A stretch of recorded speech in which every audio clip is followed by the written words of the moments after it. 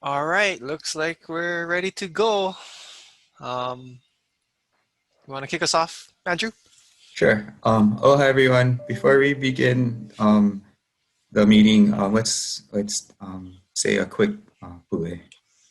E pule kako. Loving Heavenly Father, we come to you this hour asking for your blessing and help as we are gathered together. We pray for guidance in the matters at hand and ask that you would clearly show us how to conduct our work with a spirit of joy and enthusiasm. Give us the desire to find ways to excel in our work. Amen. Amen. Aloha everyone. My name is Andrew Choi. I'm the Acting Planning Program Manager with the Department of Hawaiian Homelands. And thank you for taking the time out of your busy lives and joining us this evening for the DHHL General Plan Update Beneficiary Consultation meeting. This is the second set of meetings that we've had. We'll go over a little bit more background about these meetings and the meetings that we've already had, but just a quick overview. The department's general plan um, was first adopted by the commission in 2002, and the general plan establishes a vision and policies that guide statewide land management and the department programs for a 20-year time frame. As part of the planning framework, the general plan provides comprehensive policies that ensures coordinated, integrated, and orderly social, physical, and economic development of Hawaiian homelands through the establishment of goals and objectives and implementing actions. With us tonight, we have DHHL Consultants, SSFM International. Jared Chang, the principal in charge, will be our facilitator tonight. So I'm going to turn it over to him. Okay, thank you, Andrew, and aloha, everybody. Before we get started, just wanted to acknowledge we have Commissioner Randy Alwo with us tonight, so thank you for being here with us. And let's go to the next slide. Okay, tonight's agenda. So this is for, we're in round one of our beneficiary consultations, part two of round one. So tonight's agenda, quick introduction, purpose of the meeting, meeting introduction, who's participating in the meeting kuleana, so our rules. We're gonna talk about where we are quickly in this overall process for the general plan. We're gonna do a recap and present the draft vision statement for 2040. And then we're gonna get to talking about connecting beneficiaries to land and land uses. And then at that point, we're gonna have a bunch of breakout sessions for everybody. And then finally, we're gonna just wrap up and talk about the next steps. Pretty full agenda tonight. We can go to the next slide. Okay, so you guys heard from Andrew Choi. We also have Julianne Cachola, a planner at DHHL in the room. You can see Julie, just wave her hand. Like I said, my name is Jared Chang. I'm with SSFM. With us tonight from SSFM, we also have Melissa May, our project manager, Malachi Krishak, and Matt Fernandez, and we're all planners. We're all planners, the four of us. Okay, next slide. So just to recap, part one of round one, we had 3 meetings in March. That was mainly to get through the project orientation and to establish some of the initial concepts and principles and values that have a discussion around visioning. For part 2 of round one, these meetings are in April. So this is the first one of part 2, where we're presenting the draft vision and we're talking about land use. So we want to, I covered the purpose of part 2 meetings already, so we can move ahead. So real quickly, our kuleana for this meeting. This applies to everyone participating. Be respectful of the person talking and other participants. Please don't interrupt anyone. Mute yourself when you're not speaking. So that's important. It looks like everybody's on board with that already. Show aloha and treat others how you would like to be treated. Pretty easy stuff. 2, raise your hand and wait for the facilitator, that's me, to call on you before you unmute yourself and talk. Or if you don't want to do that, you can just go ahead and type your question or your comment directly into the chat box. If you type a question in there, I will read it out. Or if you type the word question, I'll call on you also. I'll cover how to raise your hand in the next slide. Just some other things. Agree to disagree sometimes and accept that others might have views or opinions that are different or different perspectives. And for everyone, let's all have an open mind and try to take home some new ideas or some new information. Okay, next slide. All right, this is the Zoom platform that we're using. So looking at this slide, this is that toolbar that'll pop up on your screen when you hover your mouse over the Zoom window. On the left side, you see the microphone there. That's how you mute or unmute. You guys are also welcome to keep all of your cameras on. We like to see everyone's faces if possible. And then on the right side there, there's that participants box. If you click on that box that has like the two bodies there, when you open it up, you can see everybody that's in the room, but in the bottom, I guess, corner of that is the raise hand tool. So you can use that to raise your hand and I'll be able to see anyone that has a hand raised. And then finally, just to the right of that is the chat. You click on that and it opens up the chat box. So everybody can use the chat box, but I only ask that please try to keep your sidebar discussions with other meeting participants to a minimum in the chat. That we want the chat to be useful. Okay, let's see. And at this time, we're going to also be using Mentimeter. We've been using the app Mentimeter in our meetings to gather polling information. It's an app. Either you have the app on your phone or you can open up your web browser and go to menti.com and it'll have a little space there to enter a code. That'll take, if you put that code in there, 6894-2429, it's in the middle of the screen highlighted in yellow. So if you get into your web browser, go to menti.com, put in that code, it'll take you to the set of questions that we're going to be polling everybody on for tonight's meeting.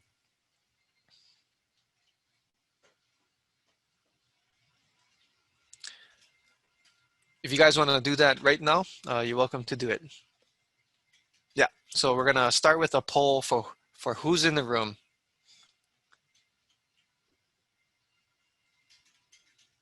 Let's see, we got one. Can you show the code again, or? It's on the top there, 6894-2429.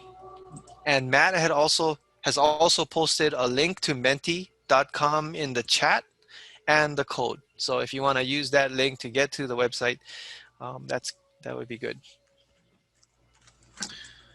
Okay, we got 2 people out of give or take 28 people participating in this outside of our team here.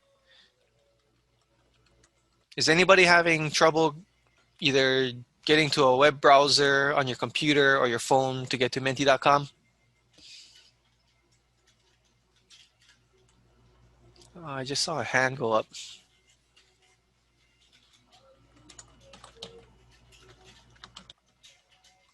Okay, iPad Jojo, you have issues getting to menti.com? Yes. Yes.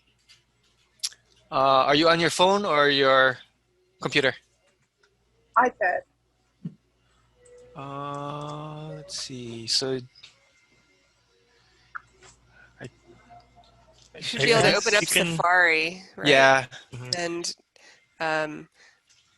in Safari, you can look up menti.com, basically like you're going to any website. Yeah. And if you can get to that website, then it'll have a place for you to enter the code right up top. Or if you can use your iPad and your phone at the same time, you can have menti.com open up on your phone and you can keep us on your iPad. Okay, looks like we got 7 guys that have answered the first question or the second question. Couple, let's see, some on the wait list and some other. 9. All right, pretty good distribution there. They should start now, because even if you come in late.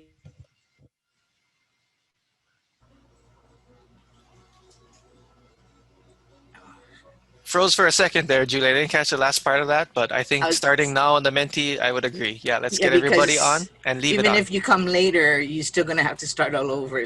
So you might as well do it now so that you can stay Yes. with the presentation.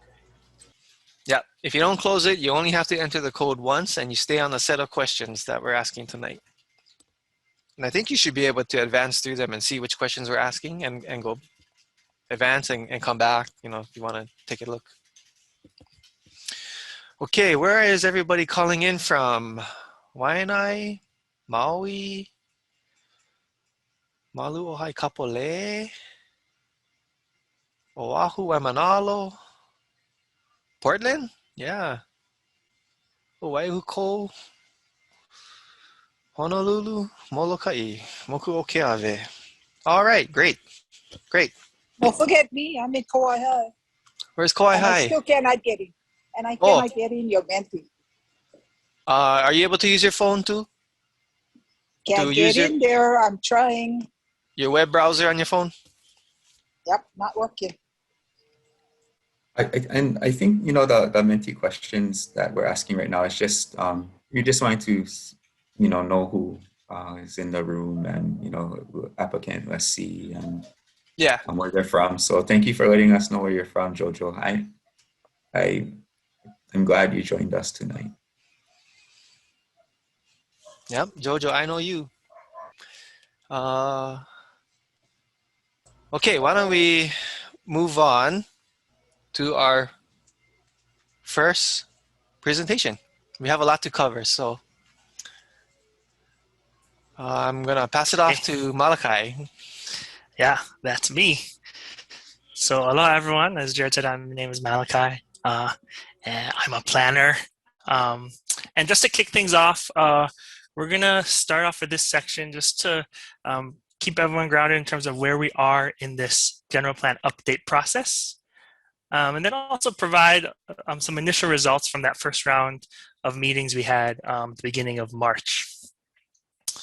So let's get started. So what is a general plan and how is it used? So as you can see in this graphic here, the general plan really sets the policy direction for all of the DHHL's plans, as well as its funding, legislative, land use priorities. At the bottom here, you can see the evaluation program. That's part of this general plan update as well. We are developing an evaluation program as part of this update to monitor success of the plan policies over time. That's an important component. And really, this general plan serves as the guiding document for the DHHL. It's over a 20-year period. So you can see it's an important document, and your participation here is really important for its success, because this opportunity only comes around every 20 years or so, and really sets the stage for, as you can see, all the other plans and a lot of the actions of the department. So we're really excited that you folks are here today, and happy to see that some familiar faces from the first round of meetings. So where we are in the process. So this slide shows an overview of the project schedule and timeline. As you can see, it's approximately a 2-year process, and we started in 2020. Our team, we began with some interviews of staff and former chairs. We did background research and analysis of existing policy issues, which we shared in the last meeting. And then moving into 2021 is where we are now, the first round of statewide the Beneficiary Consultation. So this involves 6 virtual meetings. We had the first 3 in March, and then this is the first of 3 in April. We also have an online open house, which we'll push you guys towards a few times during this, but hopefully some of you have had a chance to check it out already. And then towards the end of this year, we're hopeful that we'll be back with the second round of consultation to share and review the draft plan with you folks. And then we also have 2 presentations anticipated for the Hawaiian Homes Commission, one before the draft plan and one before the final plan, which we hope to have in the summer of 2022.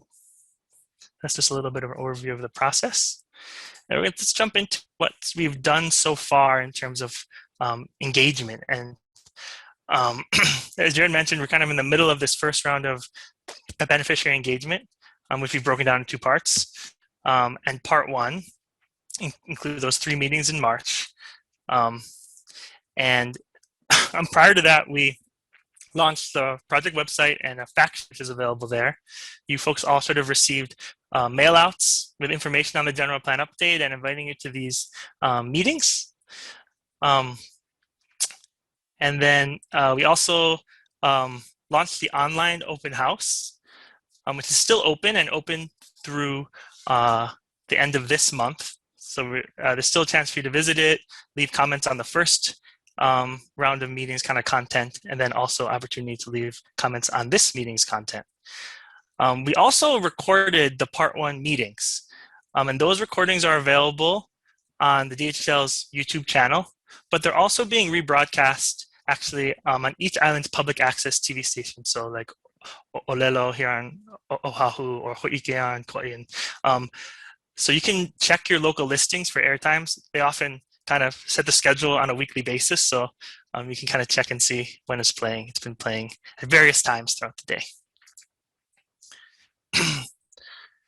So the first part of beneficiary meetings we had, I just want to give a brief summary of what we, what our objectives were, kind of who was who we had in the room, like we did in the beginning. So the first round of these meetings, our goals for these meetings, which were all the same content, was to introduce the project team and this project, the general plan update. We wanted to gather input from you folks on the vision for 2040, which you'll hear more about later in this meeting. And then we also spent some time to look back at the 2002 general plan. We reported on kind of the progress on existing goals. We also had an opportunity to share which of those 2002 goals the beneficiaries feel are important moving forward through this update process. And on the right-hand side, you can see some kind of numbers we have from the first 3 meetings. We had 155 attendees in those 3 meetings. We did Mentimeter in the other meetings, and you can see there's some technical difficulties, so not everyone is able to participate. We had 107 people participating in that, just to give an idea. And then so far, we've had 131 people participating on the online open house. And again, there's more opportunities for that in this round too. And then here we have showing some information of who attended those part 1 meetings. Like you saw in the Mentimeter, we had a word cloud here. The larger the text, that indicates kind of which areas were most represented. So you can see like Kapolei, Maui's Big Waianae, Hilo were probably the most represented in those meetings. On the right-hand side, we asked that same question of where your status is a beneficiary. And again, this wasn't everyone in the meeting, but it was, again, like it is today. It looks a pretty good mix of folks from existing lessees, people on the wait list. We had some participants who have undivided interest yet to be converted to leases. Just a little bit of an overview. And then lastly, as I mentioned, something we focused on in the first round of the meetings was to walk through those existing 2002 general plan goals, just to get an idea of what is still important to folks as we initiate the policy development for this general plan update. And we asked it on a scale of 1 to 5, so 1 being not so important and 5 being extremely important. What we found is out of the 21 goals from the last general plan, all of them are important. All of them are important and came across that way. So what we have here is just kind of the 5 that were shown to have the highest level of importance in terms of the weighted average. So the first one is to utilize Hawaiian homelands for uses most appropriate to meet the needs and desires of the beneficiary population. Excuse me. So that kind of relates to what we're going to be talking about later in this meeting.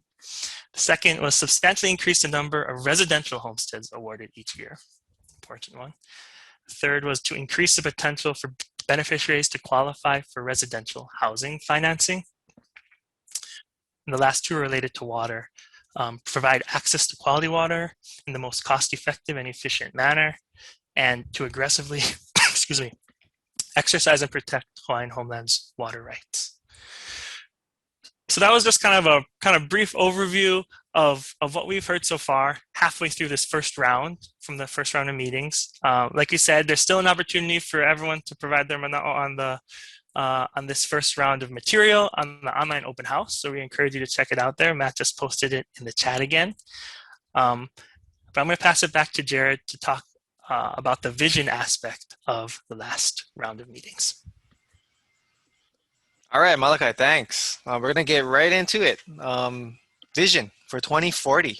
So in this section, I'm going to recap what we heard from beneficiaries from the first round of meetings and the open house. And then we're going to provide a draft vision statement for 2040 to test on everybody. Next slide. So as a reminder, the vision statement will describe the future destination that we're all trying to get to in 2040. And in its description, we want to define what success looks like. So based on the input we received to date, we have a graphic here showing an overarching vision theme of self-sufficiency and 3 general vision elements to focus on. The vision elements we've identified are connecting beneficiaries to the land, healthy and sustaining beneficiaries, and sufficient funding and resources. So together they encompass the vision elements to address lands, people, and resources.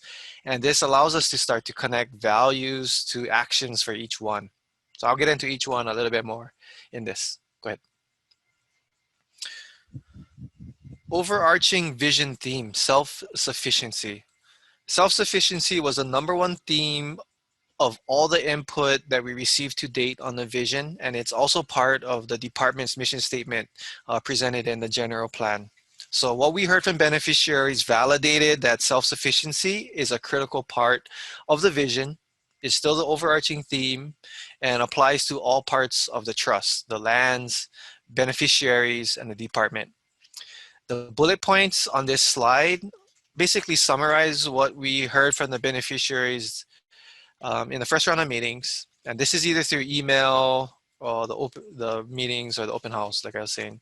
And then we got some direct quotes in the bubbles on this thing. So some of the key ideas that we heard were, starting from the first bullet, working together was important. DHHL with the Hawaiian Homes Commission, with beneficiaries will all work together collectively to build self-sufficiency for all through improved relationships together. Next one, feeding ourselves and our community. So think of this in the sense of more opportunities and more food security opportunities, and those were important components of the vision for the future. Another one was economic development plans and opportunities for homestead communities. And finally, contributing to sustainability and food security for all Hawaii to see as an example for how to do it right was another vision theme that we heard. So setting an example for the state of Hawaii on how you do sustainability, food security was important. Yeah, so I'll end there. Okay, next one. So going into the vision element #1, this is connecting beneficiaries to the land. This is something we heard quite a bit of. So looking at that bullet point, the first includes addressing the wait list to get more beneficiaries on the land. Super important. Part of that means providing a broader mix of housing opportunities and options for beneficiaries. And then placing beneficiaries on the land means more than just having a home. It's about building a stronger, resilient community that is more connected to the land, and that kuleana, that connection to the land, in turn, will take care of the community. This goes back to promoting and encouraging more traditional relationships with the land and beneficiaries, and that's also related to self-sufficiency in traditional practices. And then finally, placing beneficiaries on the land to help foster a sense of stewardship for the aina and its resources, so that the aina can return to a place where it better nurtures beneficiaries and kapuna to mo'opuna. So you take care of the land so the land can take care of you. Okay, next one, vision element 2, healthy and sustaining beneficiaries. So this vision is described as a relationship where beneficiaries are empowered and all the parties of the trust are working together towards a shared vision. That means communication between the Hawaiian Homes Commission, the department and beneficiaries is regular, accessible, and transparent. There will be better and more programs that help beneficiaries' needs into the future. Beneficiaries are also empowered through better advocacy and have more of a voice in the leadership direction of the shared vision. So sort of like when people explain, it was sort of like being in the driver's seat to be able to choose your own leadership. In this element, beneficiaries envision a future that fosters and supports traditional Hawaiian lifestyles, in addition to education around Hawaiian values and culture for beneficiaries, the department staff, and commissioners. In this vision, also, beneficiaries are less tied to debt or mortgage and benefit from having more financial independence, which leads to empowerment and having more choices to be able to get on the land. And then finally, the last two bullets that I'm kind of going through here. In this vision, the blood quantum issues are addressed along with succession issues. So the future legacy and passing on to future generations, or our mo'opuna. That's an important issue. Okay, next one. So vision element 3 involves sufficient funding and resources. So this was an important theme that we heard across all the meetings. So it envisions ensuring sufficient funding for DHHL and better uses of revenues for the betterment of beneficiaries. Also includes securing department and beneficiary rights for resources such as water. Also for having the right infrastructure in place for communities to succeed and thrive, and protecting maintain an accurate inventory of trust lands. So protecting the existing lands for the best uses that benefit beneficiaries and the department, acquiring new lands and fulfilling outstanding debts. And then finally, that last bullet point there is speaking to leveraging partnerships with other Hawaiian serving organizations for the betterment of Hawaiians and beneficiaries. So that partnership part was really important.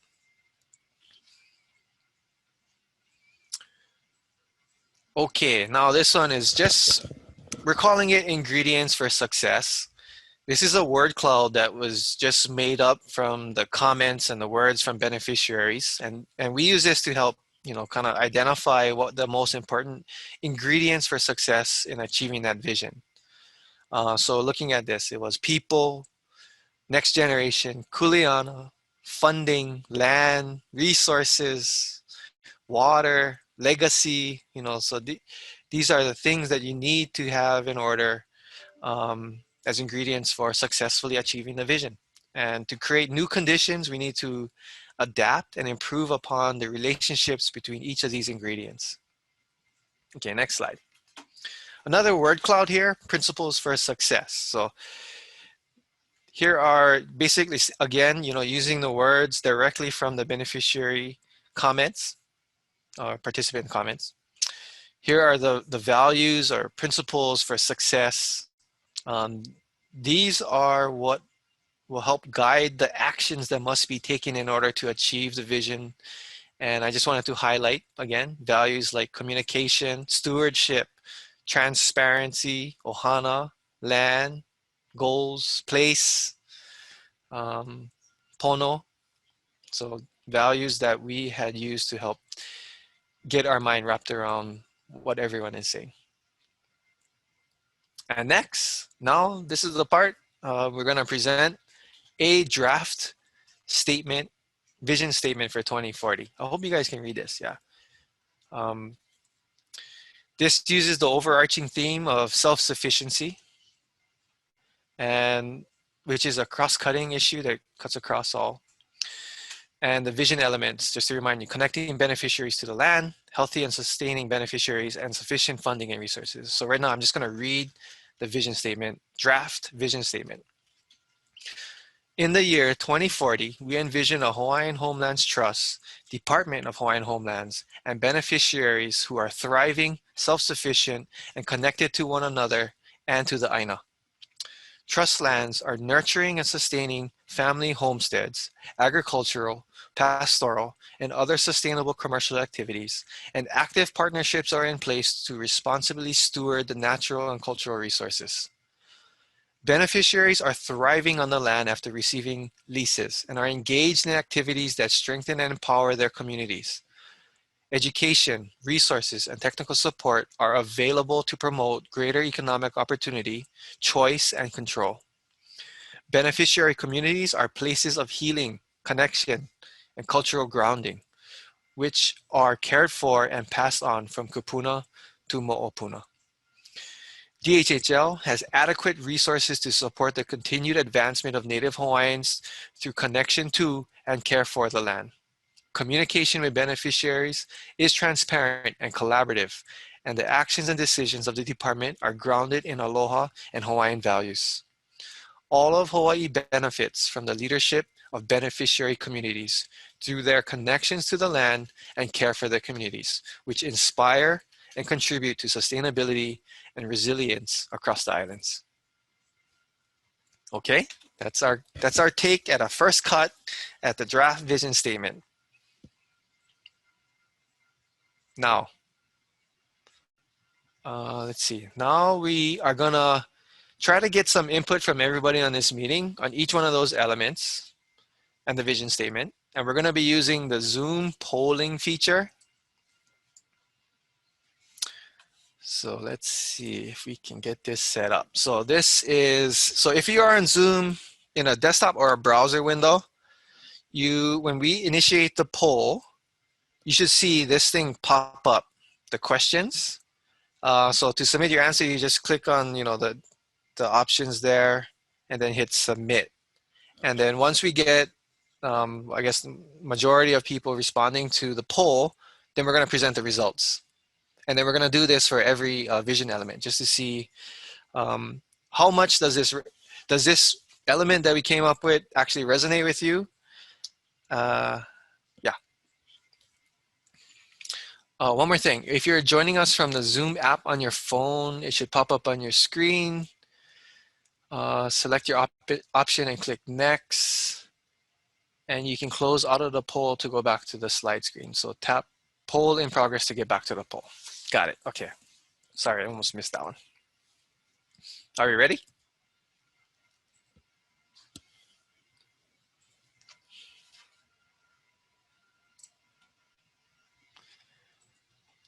Okay, looks like vision element 1 in progress. 31 people have the poll on their screen. Is that correct, Malachi? And half of you have already voted. So the question is, does this resonate with you? Yes or no? Or I want to take a closer look in the open house. Okay, we got 20 out of 31 people. 22 now.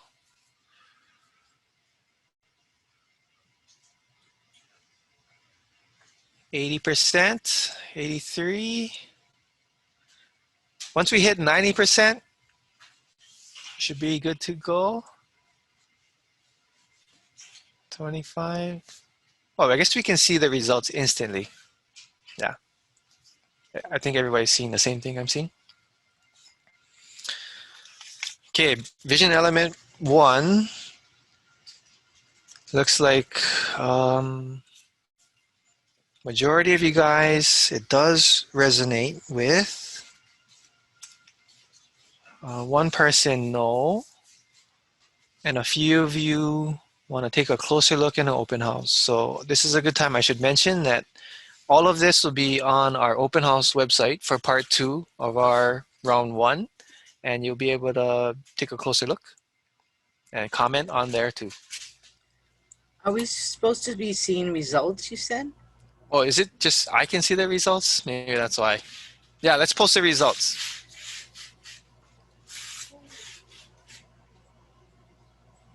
Oh, there we Okay, now go. everybody should be able to see the results. So we had 85%, 22 of you out of 31 said yes, this does resonate with you. One person, no. Three people wanted to take a closer look. And at this time, is there anybody that wants to share any thoughts on this element with the rest of the group?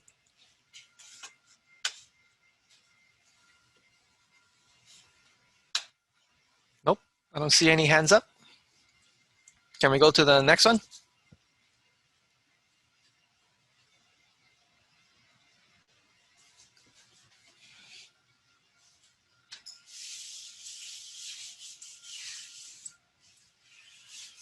Okay, we're on the second poll, vision element 2, healthy and sustaining beneficiaries.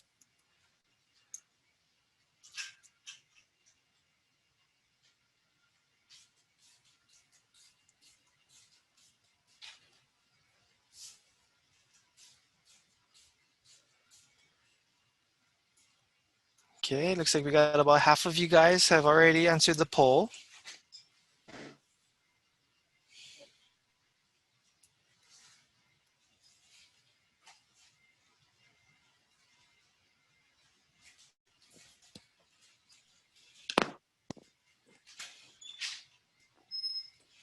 All right, just about 75%, so about 3/4. Jojo, you had a question. You have your hand up, so go ahead. Yeah, in order to read the element number 2, I have to take off that voting thing. So I can read what the vision statement was. So now I cannot get back the vote. But that's okay. Oh, okay, You can You know click on the top of your screen. You should say like live polling in progress. If you tap on that, it should take you back to the poll, Jojo. It should be in green letters. Thank you. Yeah, no problem. Thank you for mentioning that. So next one, I'll read it. Okay, let's show the results. We got 80% people voted. So now everybody should be able to see the results. So it looks like majority of you, again, this does resonate with you. One person, no, again. And a couple of guys, 4, want to take a closer look. That's great. Any discussion? Jojo again. Go ahead, Jojo. Locked me out. You guys locked me out. I cannot vote. Thank you. Well, let's see if this next one will work for you when Malachi opens it up.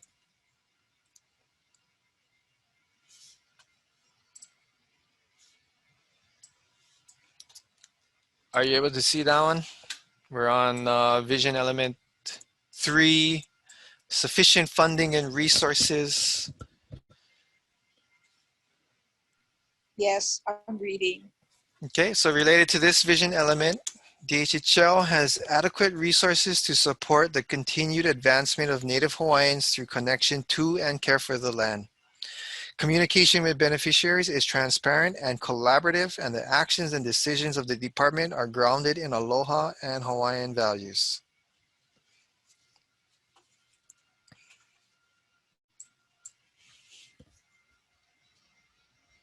Okay, I see about half of you have voted or polled, responded.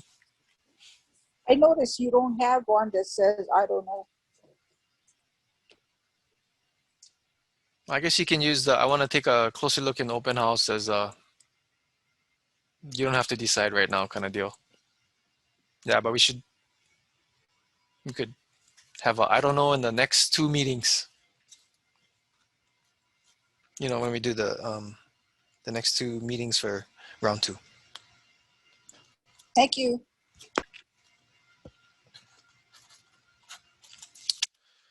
Okay, 80%. Why don't we go ahead and share the results?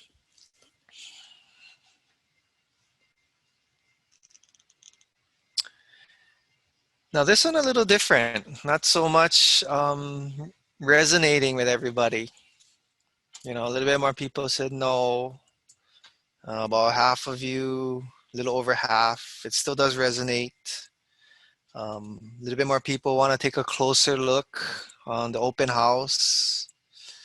Would anyone like to share what their thinking is on this so far, or initial thoughts or reactions to this one?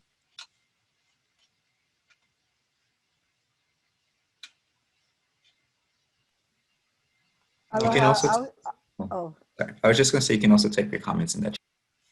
Oh, Go ahead, Cora. aloha. I'm actually on Molokai, and I just wanted to share that I was one of those, and I'll be transparent. I was one of those that said no. I feel that, in my opinion, that it hasn't, Molokai hasn't had enough movement. I would say only recently, in 2000, since 2005 or even prior, there wasn't any movement. There wasn't any movement until probably 2020. 2020. So, yeah, is there movement? Yes, but it's like molasses. Seriously. I mean, I'll just call it how it is. But there's always chance, right? But that's my mana'o. I need to see more movement for Molokai. Thank you. thank you, Cora. Any other thoughts out there? Initial reactions to these? Yeah. Who's it? Blossom, go ahead, Blossom. Hi, Jared. Aloha, everybody. So I just wanted to say that if the department was fully funded from day one, we would not be having these conversations. Okay. The cost of developing our trust lands are humongous, for lack of a better term. And I think that if the department has sufficient funding and the resources to be able to put it into the ground on behalf of beneficiaries, I think we would see a lot more forward movement in terms of homestead lease awards in all of the areas, including aquaculture. And I think that one of the key elements for beneficiaries moving forward is that we're going to have to be a little bit more maka'ala and a little bit more eleo in pursuing the sufficient funding necessary so that our people on the wait list and our people that are in the homestead communities get what they need in order to move forward. I think that's well said. Thank you. Okay, I see Patrick's hand up. Patrick, go ahead.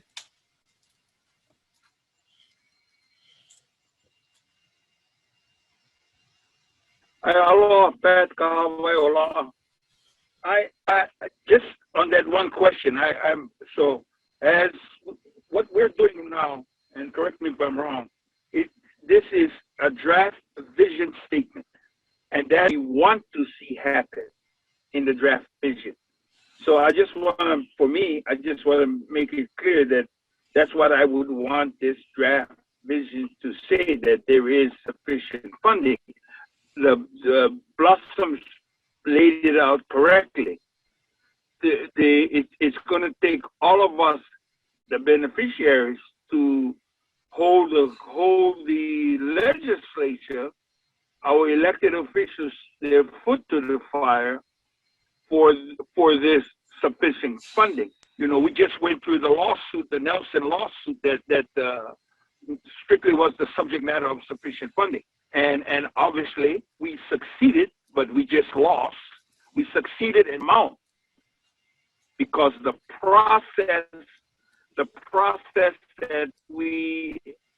that they're using is that although the judge said after a lawsuit saying that they owe $28 million, it was, when it was appealed, it was that the legislature argued that it is not the power of the judiciary to give the amount. It was a legislative process. So that is where I think I would agree with Blossom that that's where we as beneficiaries are going forward. That you know, I want to see the act says they should sufficiently fund. So it's us holding the foot of the legislators to the fire to make sure that it's done. Thank you. Thank you, Pat. Aloha, this is Cora. I have indicated that a follow-up on the finances Auntie Blossom mentioned. My concern is moving forward is that when the finances is allocated and it becomes available through the beneficiaries through grant writing, unless these organizations are well-trained writers for grant writing, normally the same organization would most likely get those grants. How would you distribute the money to all the organizations that are in need of help? Thank you.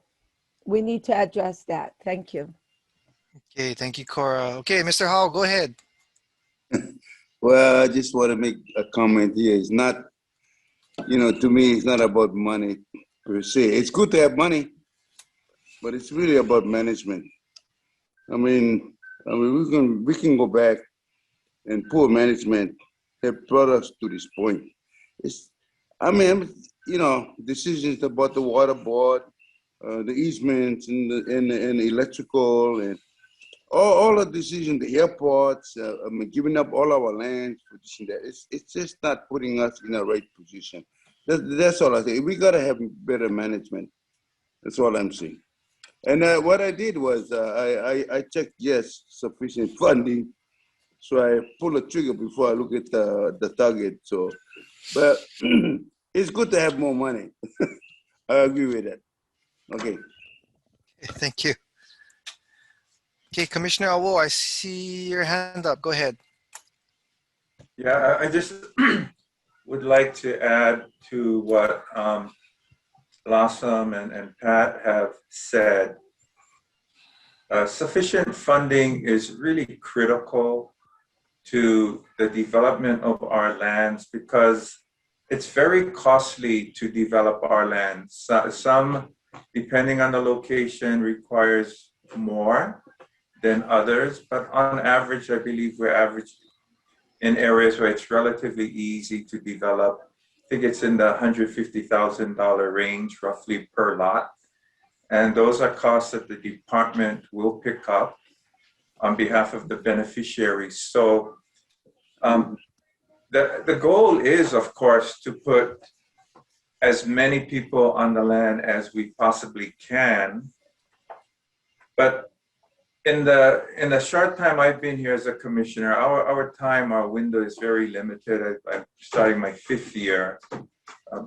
I see that as one of the biggest challenges to putting people on the land. So I would agree with Blossom as well as Pat. Sufficient funds are very critical to the success of our mission.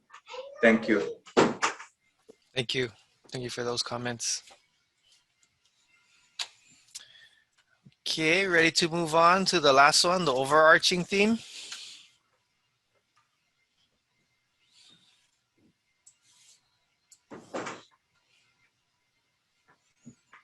All right, if you guys got your screen covered, I'll read it.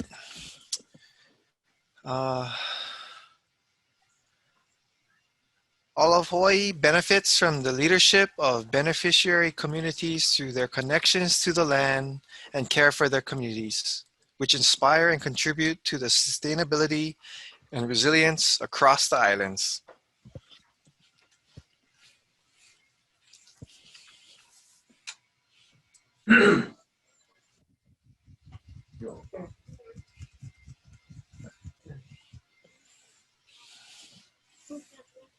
Okay.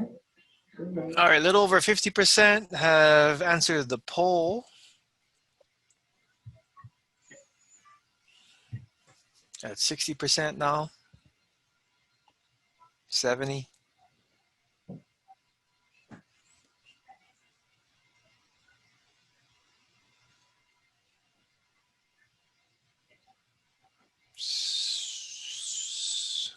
Okay.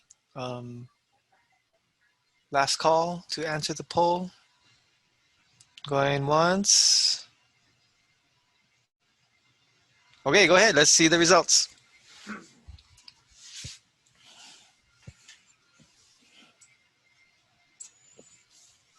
Okay, looks like under 50% agreed with this one, or had it resonate with them. About 15% said no, and by far the most people want to take a closer look at this one compared to the others. Open for discussion.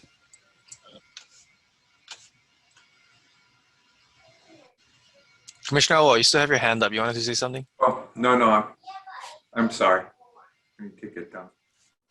Okay, let's see. I see Jojo and then Blossom. Go ahead, Jojo. Thank you.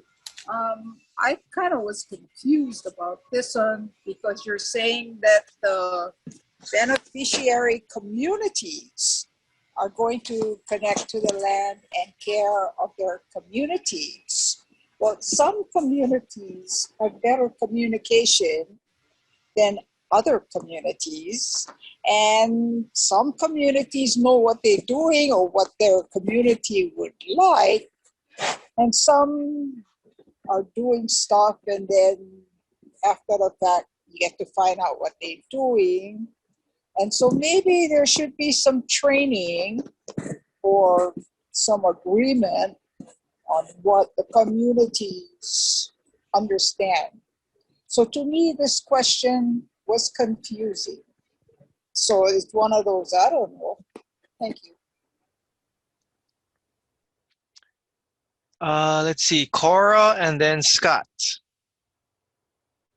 I would agree a little bit with Jojo, but I was thinking more of the lines of being economically self-sufficient or to help our economy within our communities that we are in, such as mercantile.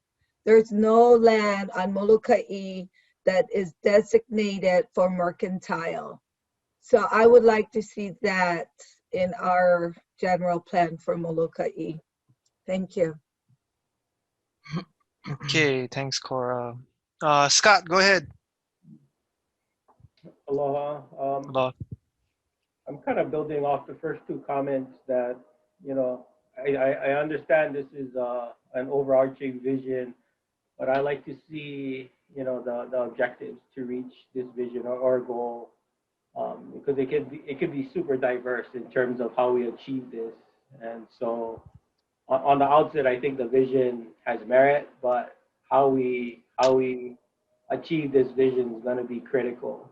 So I kind of want to get more information on how we plan to achieve this and what the measurables would be. And similarly to the last question, you know, what the objectives are and what are measurables. You know, how do we measure success in all of these goals over the next 20 years, right? To that at the end of the 20 years, we can look back and actually measure our success.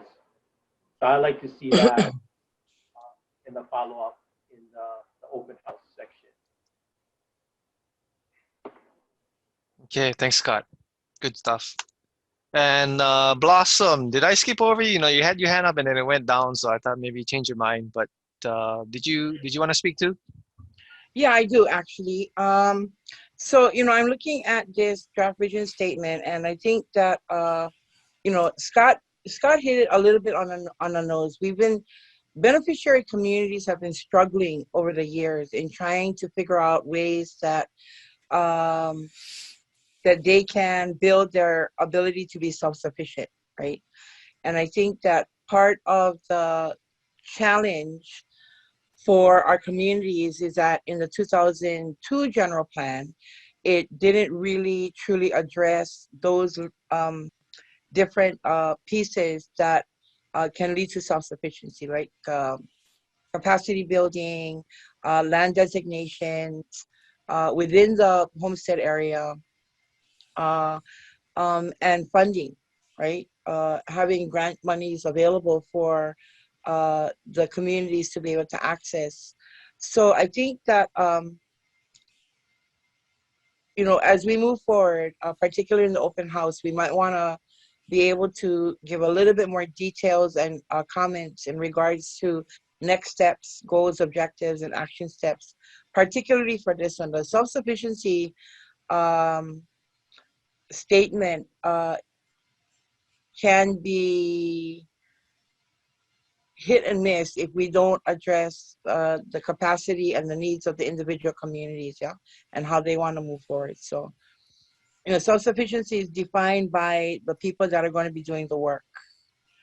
And so it's more geared towards like island planning or maybe regional planning. But I think that if we can flesh this puppy out a little bit more, it'll make a little bit more sense to participants. Thank you for that. That's what I heard too from Cora and Jojo and Scott. You know, like I said when I had covered this in the previous slide, this was the #1 thing we heard from everybody participating in the first round. Self-sufficiency, #1 theme. But clearly, we have to make it clear in the vision. So thank you. This is great comments. Anybody else?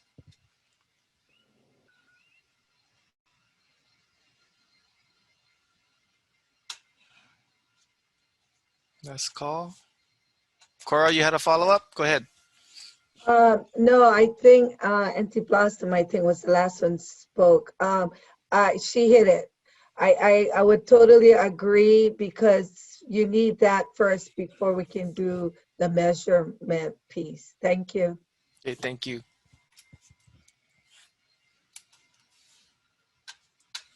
All right, we ready to move on?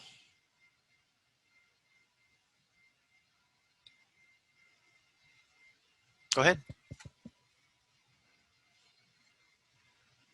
We're going to move into the land use discussion part of the meeting now. So this is a big one.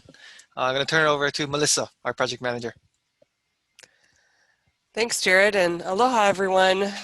Thanks for joining us tonight. I'm Melissa May. I'm the project manager with SSFM, and as Jared said, we're going to be talking a lot in this meeting about land use, and this is a big part of the general plan. As you saw in the vision, connecting people and land is pretty much one of the core elements of what DHHL does. So let's get into it. Next slide. So first, I wanted to start off by just sharing some of the things that we've heard so far from the beneficiary meetings about, this is telling us how beneficiaries are thinking about land use.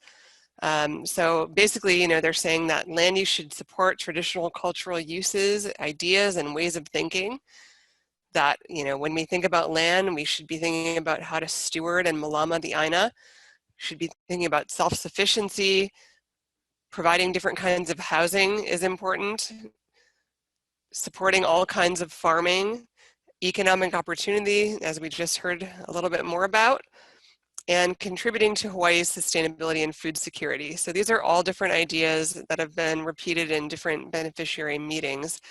And this gives us some idea about how this plan can start to address land use in potentially a different way than DHHL thinks about it right now. So now let's move to the next slide.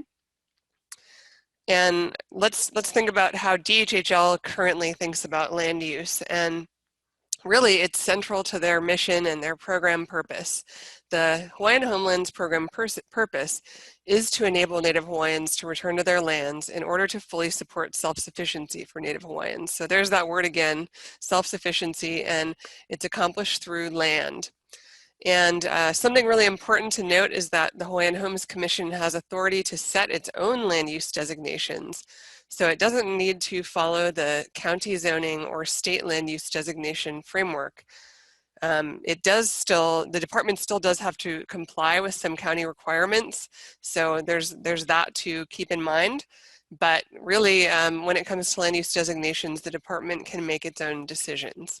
So that's a really important thing to remember as we go through this process. And DHHL's main role is to determine how best to utilize Hawaiian homelands to benefit beneficiaries. So land use decisions that they make are based on factors such as beneficiary input. They look at the suitability of the land for different kinds of uses. And then they also look at best practices for how to plan for land use. And as many of you know, the current model that DHHL generally follows is to focus on building homes and awarding lots, and then also generating revenue. So by leasing land and generating revenue to put back into the trust. So really, our opportunity with this general plan update is to revisit and redefine how DHHL thinks about land use. So this is a big opportunity, and this presentation is going to introduce some new possible directions for that, and we'd love to hear what you have to say about that, and if any of that resonates with you to help develop the direction for this plan. Next slide. So I just want to remind everyone, if you were here in the previous presentation, you've already heard this, but there are specific criteria that the general plan update has to meet, and they're listed here, and 6 of the 8 criteria have to do with land use. So when we're going to talk about this today, the input that we hear from you is going to help inform the first 6 criteria. So the first one is that DHHL, through this plan, has to establish a uniform system of land use designations that all the island plans will use. The second is that when we establish these land use designations, we need to establish the applicable type of land dispositions, or how they're awarded. And then the criteria 3 through 6 basically require that DHHL has criteria or reasoning for how they designate different kinds of lands for homesteading or non-homesteading uses, lands for revenue generation, and for community use. So these are all things that will be informed by this land use conversation. Next slide. And just to look back at what the 2002 general plan says about land use planning, the 3 main goals under the plan are to utilize Hawaiian homelands for uses most appropriate to meet the needs and the desires of the beneficiary population. So that's what we're here to learn about today.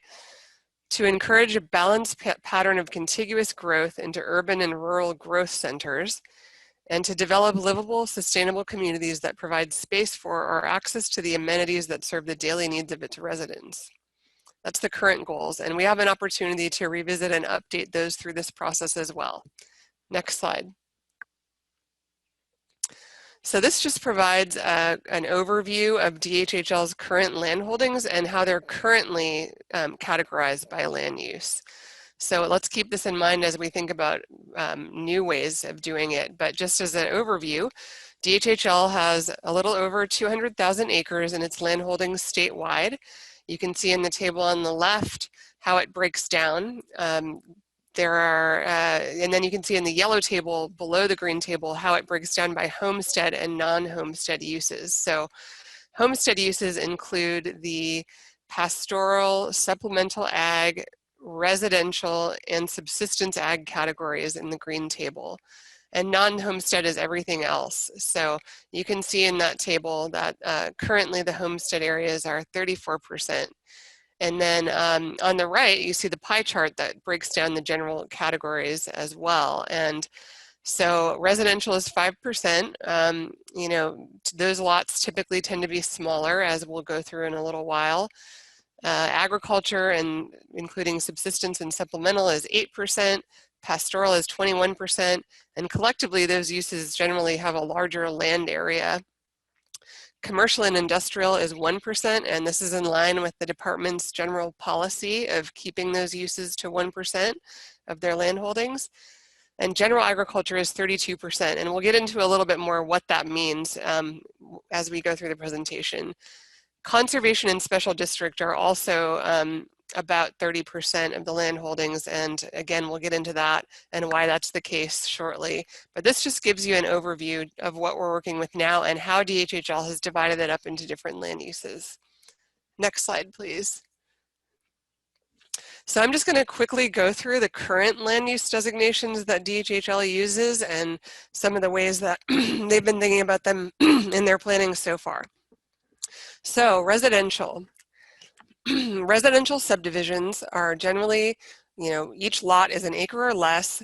They're built close to existing infrastructure as much as possible, and they have to be built to county standards. So, you know, typically there's more infrastructure provided for these: potable water, utilities, paved roads, and again, all of it has to be to county standards. So, and in recently, just a couple years back, the lease offerings for residential were expanded to include different kinds of housing. So multifamily, rentals, kupuna housing, and this was to provide more opportunities and different kinds of offerings for beneficiaries.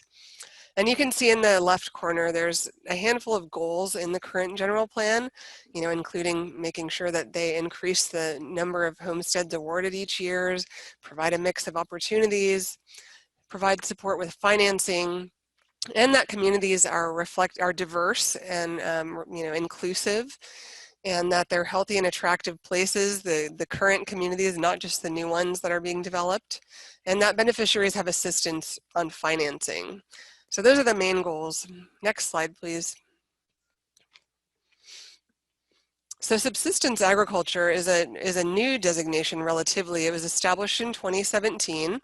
And this provides smaller lot agriculture. So it's offered to people on the agricultural waiting list. Generally, these are lots 5 acres or less, close to areas with existing infrastructure. And, you know, these lots are big enough to allow a house. They don't require a house and they don't require a farm plan, but they're big enough to allow some farming for both home consumption and potentially small market use as well. The infrastructure is less than what would be provided for residential, so it might include catchment, potable or surface water, and road access, which may be unpaved. Okay, next slide. Supplemental agriculture has been around longer. It's the traditional agricultural award that DHHL offers. There's a waiting list for it, although currently there are not lots available on Oahu. Lot size is 40 acres or less, and there's generally minimum infrastructure, just water and road access typically. Next slide. Pastoral is the other main kind of homestead use right now, and that's a much larger lots, specifically for pastoral uses. It requires a ranch plan and fencing. There's a waiting list specifically for this type of award, but currently, again, this is not offered on Oahu, so it's typically 1,000 acres or so or less. There are some goals for the agricultural and pastoral uses in the 2002 general plan, including increasing the number of leases awarded every year, providing infrastructure assistance and financial support for beneficiaries, providing leasing opportunities for beneficiaries, and making sure that you save the most productive ag lands for ag and pastoral use. Next slide. So here we're getting to general agriculture. If you remember, this was about 32% of the land holdings that DHHL has. So these are pretty much areas that are open. They are allowed for uses such as intensive or extensive farming or ranching, and they can be leased for those purposes. And they can serve as an interim use until other opportunities become available. And so the lot size and everything varies because they're generally open. Next slide, please. Community use areas are used for shared community facilities. This might include parks, cultural spaces, economic development, utilities, and other amenities. And this supports the goal of providing economic opportunities for beneficiaries within areas designated for their use. And I'd also say it supports the goal of having healthy beneficiary communities because it provides a gathering place and places for people to connect with their communities and do their practices. Next slide, please. Commercial and industrial. So if you recall, this was a combined about 1% of the land holdings. So these are generally offered through leases. Commercial lands are suitable for retail, business, and commercial activities, and industrial are lands for processing, construction, manufacturing, and other industrial type activities. So this, the goal that this serves is to provide revenue to put back toward the application of the trust funds toward the mission. So next slide, please. All right, special district and conservation, and collectively each of these are about 15% of the land holdings. And so these designations acknowledge that there are some areas that need special treatment, and that might be for a variety of reasons. So special district areas, for example, might have unusual opportunities or constraints. They might be areas where there might be natural hazards or stream drainages, areas that you want to reserve for open space because of views or other resources, cultural resources.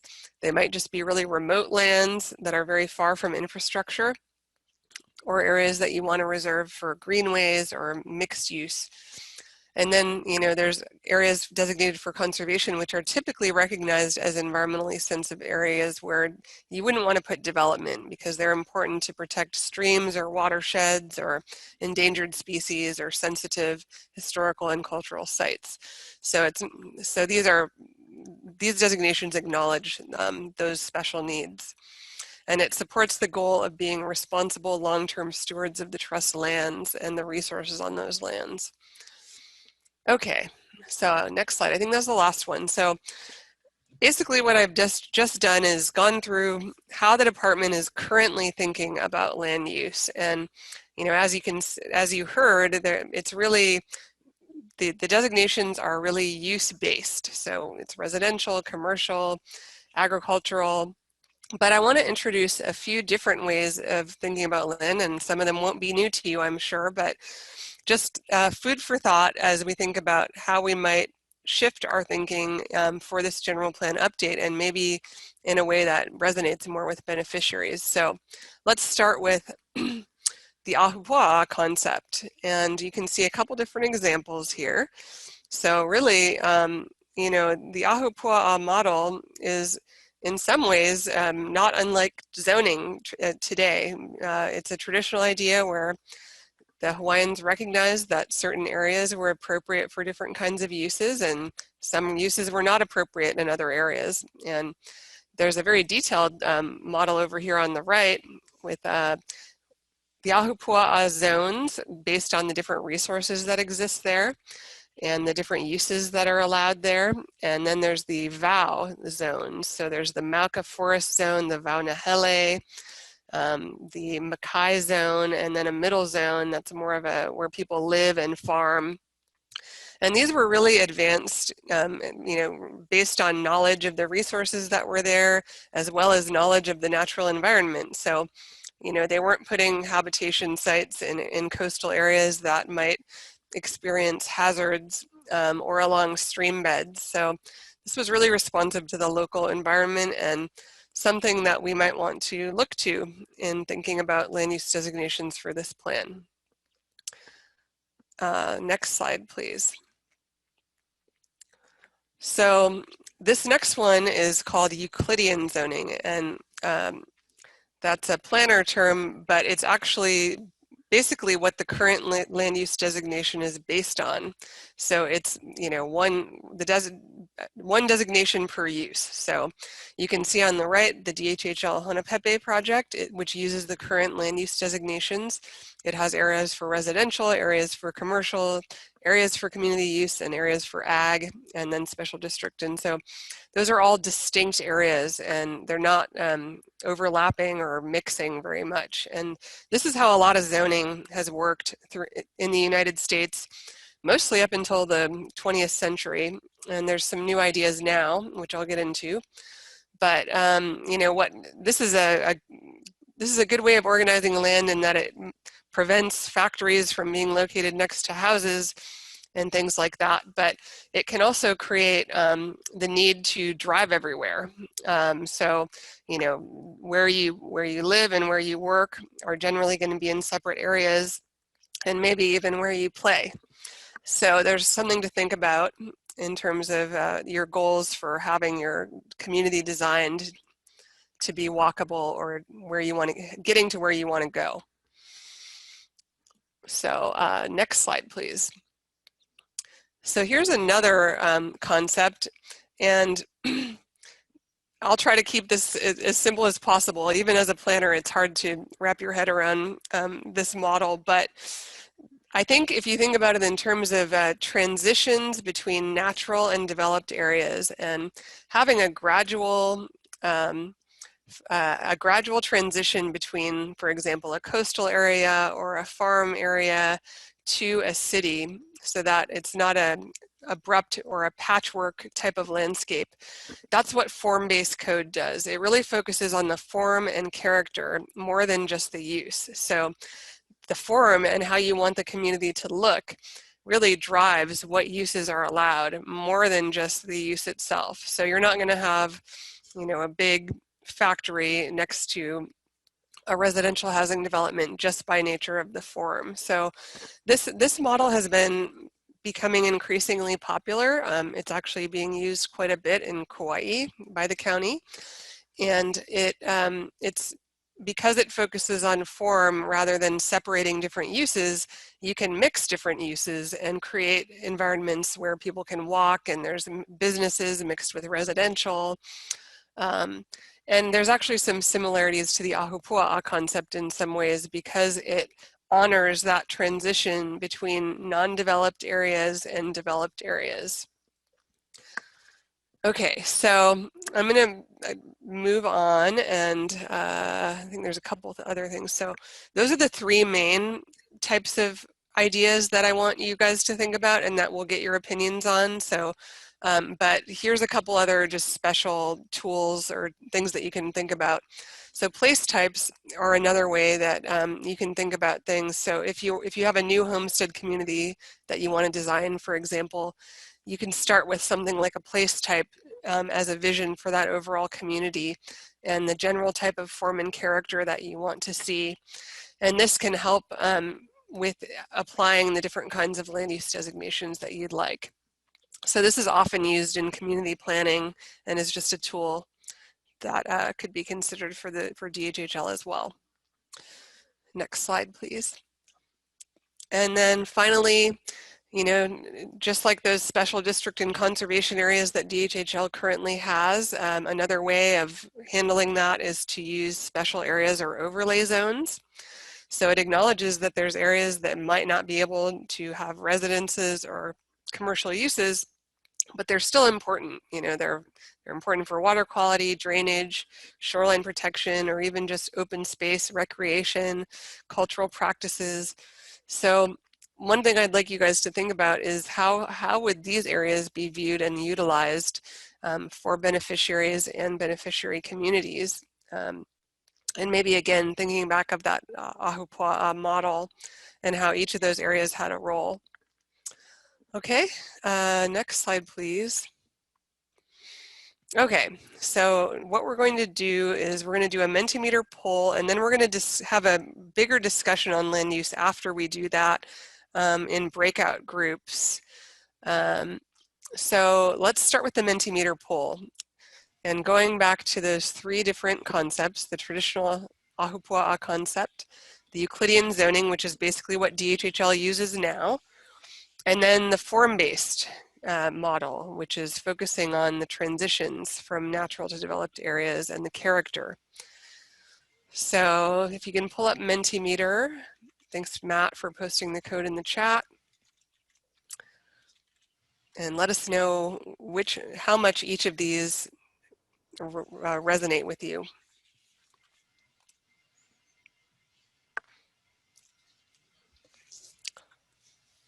We're getting a lot of support for the ahupua'a model.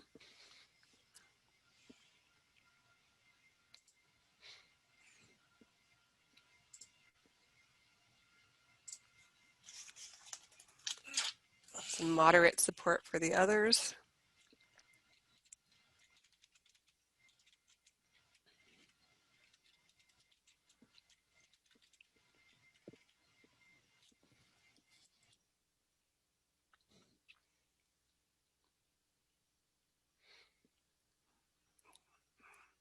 Oh, we've got some other ideas too. Okay. Better and more specific designations for land use, business and future of DHHL.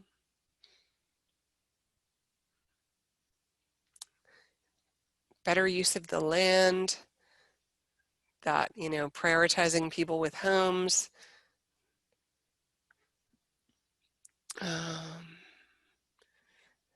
Emphasizing keeping Hawaiian homelands in the hands of Hawaiians. Community-based management. Community uses. Oh, I like that, the PICO concept for the communities. Having each community have a gathering place in the center. Mm-hmm.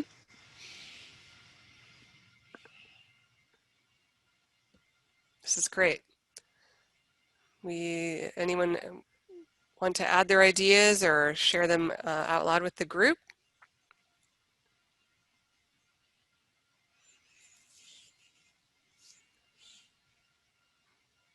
I see someone in the chat said, please look at streamlining subdivision processes for beneficiaries at the county level. So that is a really important point to bring up, is that, you know, coordination with the counties and permitting with the counties is still something that has to be navigated. And so, you know, we'll be looking at ways that, and policies that can help encourage that coordination. Yep, and we got one hand up, Yep. Yokepa. Go ahead. Aloha. Thank you guys again for the presentation tonight. I'm just trying to wrap my head around the presentation and the slides you guys have given. I'm one of the probably few that have a lot of questions about this process. And this one, you know, we'll stick to the land use.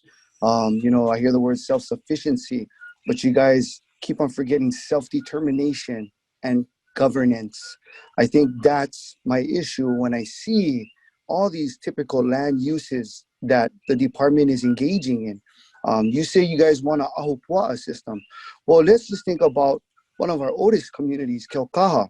And you see how you guys lined up that street with all those chemicals and those gases for our community. How are you guys going to fold that back to its natural ahupua'a system?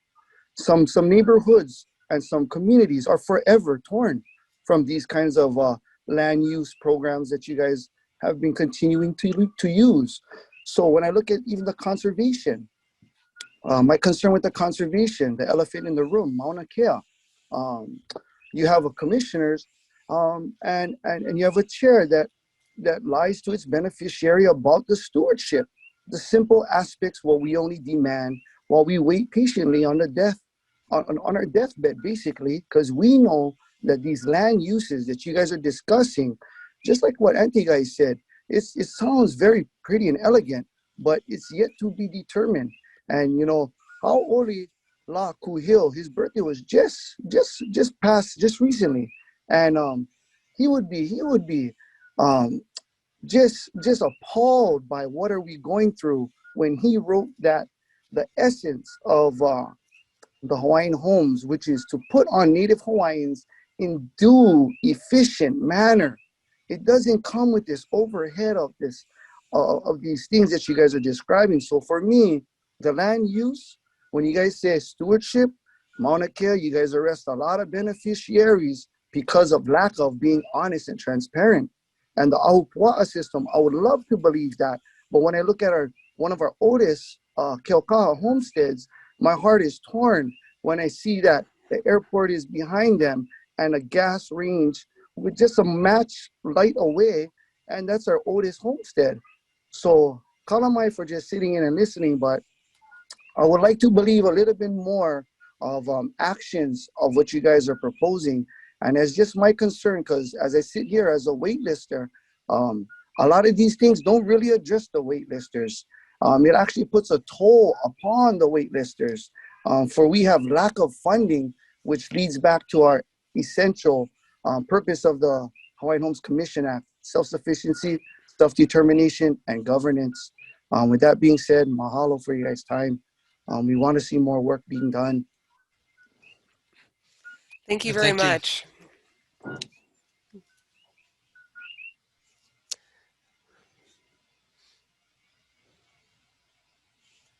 Anybody else have some thoughts to share? Doreen, I see your hand up. Well, go ahead, sir. Oh, We might be having you on mute. looks like you're unmuted, but I see your lips moving, but nothing coming out. I don't hear anything. How about now? Yes, go ahead. Okay, I do have a question. I noticed on the pie chart that conservation lands and special use make up almost a third of all our DHHL lands. Is that true?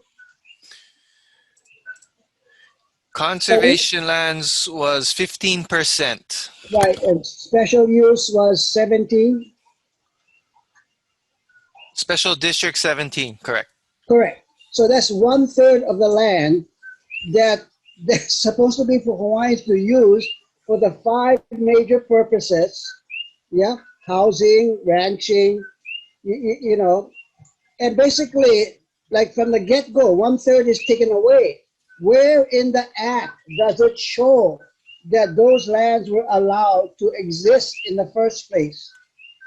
And if the federal government, the state, or the county designated that conservation, didn't they basically impounded the lands from DHHL, basically the beneficiaries? And if they did, shouldn't they give us in kind of land that we can use? That's my big issue with DHHL, by putting the lands in conservation. So Ron, what you're suggesting then is that, and correct me if I'm mishearing you, what you're suggesting then is that the department look at ways to acquire or trade Correct. for lands that can be used for. I went down to planning. Remember, Andrew, when we started discussing this issue, I went down to the planning and I talked to the clerk.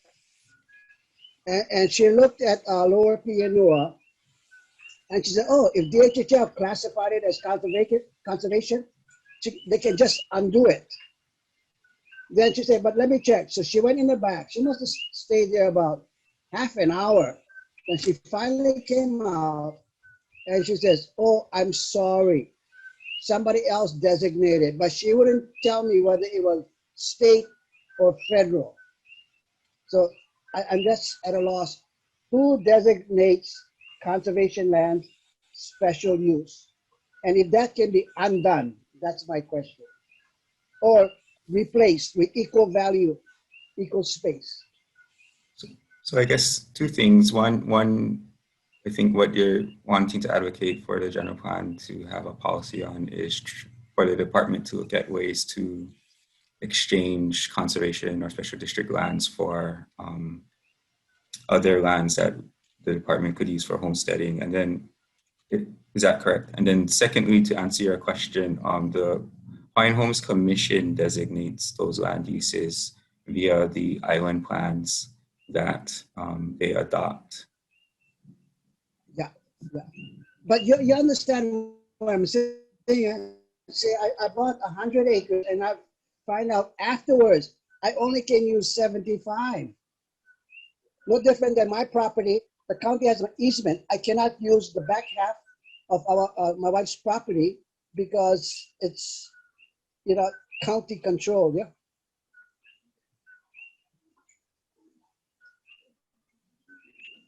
So that was one.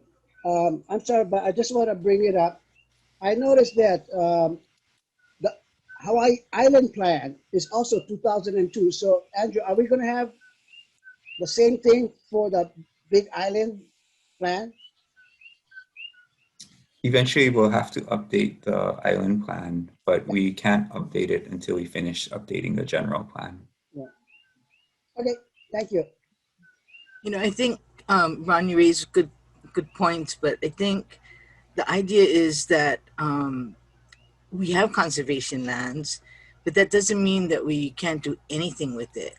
But what we're trying to get at with this general plan update is to say, how should we be using our conservation lands? What things can we do? Can we do gathering? Can we do hunting? Can we do reforestation work in conservation lands? How can beneficiaries interact with these various areas, right? In different ways. And I think how we used to look at it is, you're right, conservation land was like, kind of do nothing. We got to just, you know, because they're sensitive, environmentally sensitive.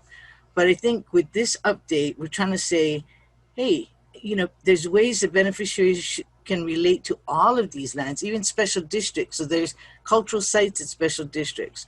How can beneficiaries be involved in restoring and bring, you know, restoring sites, you know? So it's not like you're gonna put a house there and be homesteading, but there are uses that we can look at that might make sense in these areas. The last thing I want to say is, if we just get only the developable lands, like for homesteading, you know, when they originally carved out the lands, the first thing they did was they took out all the forest reserves. And we have Kaikinui, and they forgot over there. So we actually go all the way up to the forest reserve. And it's interesting because we have a watershed there. And when we are so dependent on water, if we don't have that top part, like, it's hard to be able to bring the water down all the way down to Makai. So, you know, we have to make sure that we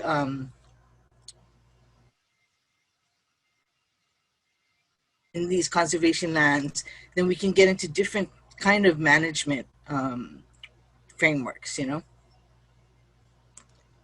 Yeah, thank you, Julie. I had Jojo had her hand up, and then Blossom, and then Cora typed question into the chat. So Jojo, are you ready? You can go ahead and unmute yourself.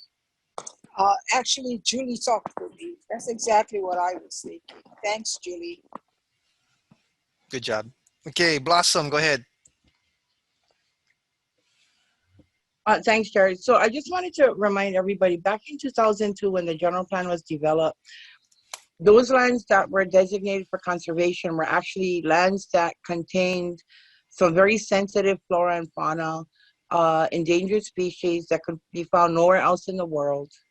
And so they were, you know, we would put them in a place where until we could get the expertise to come and help us, we needed to make sure that those lands were preserved, right?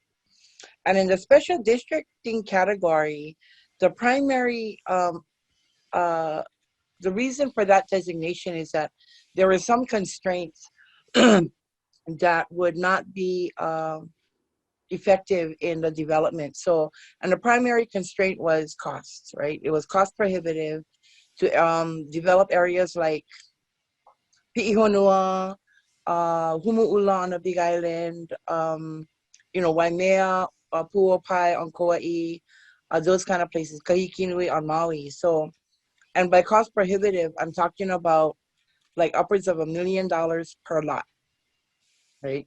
But that was because we were concentrating on the homesteading conversation.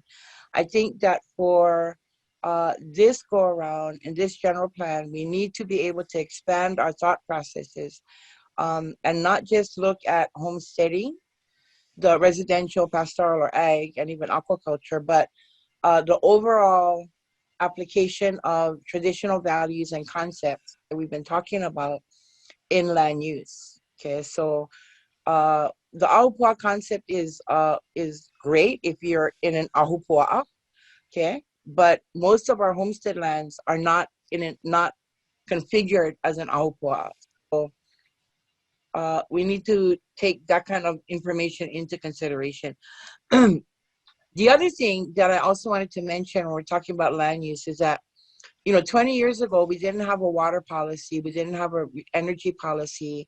We didn't have ADUs. You know what I mean? So we didn't have rentals. We didn't have kupuna housing.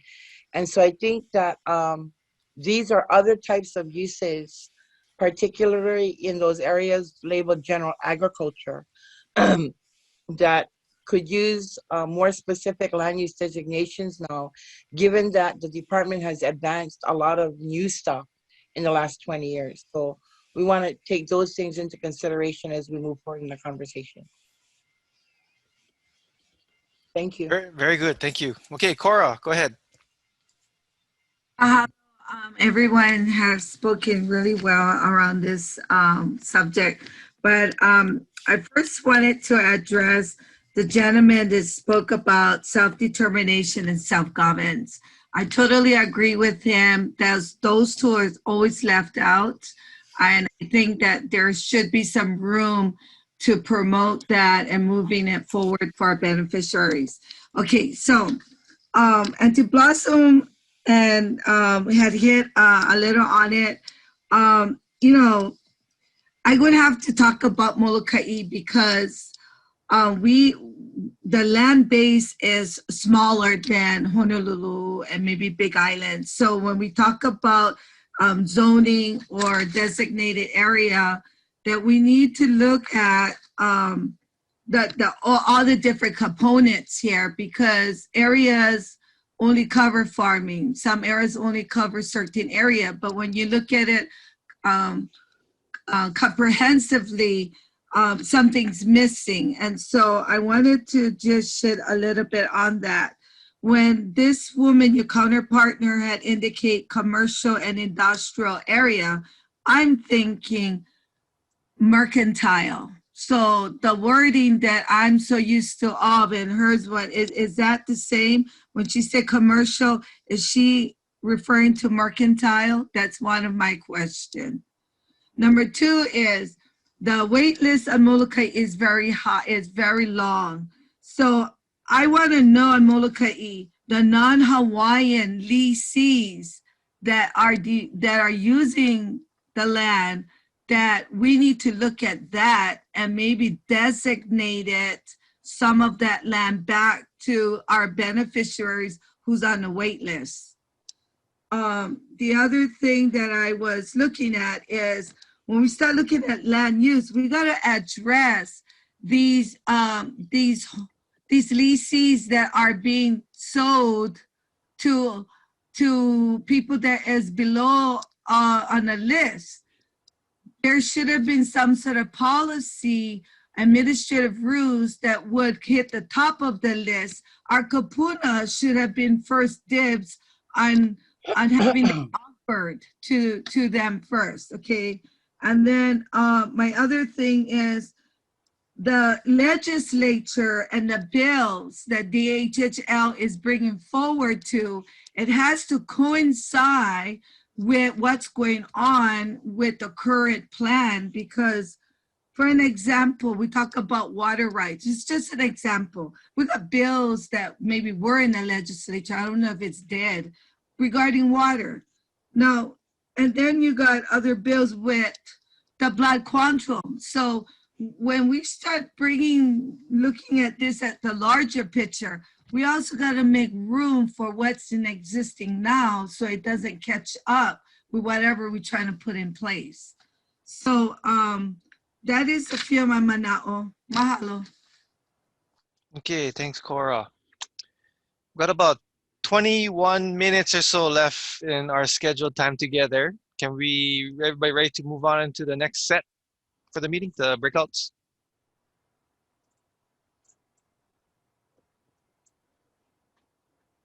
Okay. So just bringing this conversation, we've heard a lot of great things already, and we just wanted to break people up into a little bit smaller groups so that we can get some more detailed discussion on specifics. So what land uses would you like to see on Hawaiian homelands over the next 20 years in particular?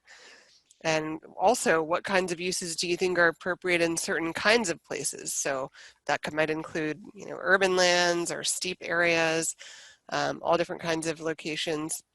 And then finally, something more personal about how you would like to connect with the land. And that will give us an idea how, DHHL can think about land benefiting beneficiaries in different types of ways. So I think because we have little time, we'll just put everyone in the breakouts, and I'm going to assign everyone automatically. Malachi, can you jump to the breakout instruction slide?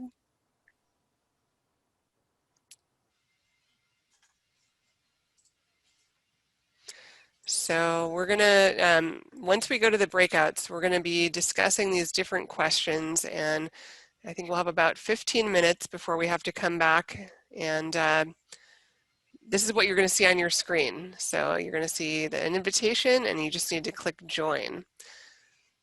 And we'll look forward to hearing what everyone has to say. So I'm going to initiate those breakout rooms. Let's see. We'll do 4 of them.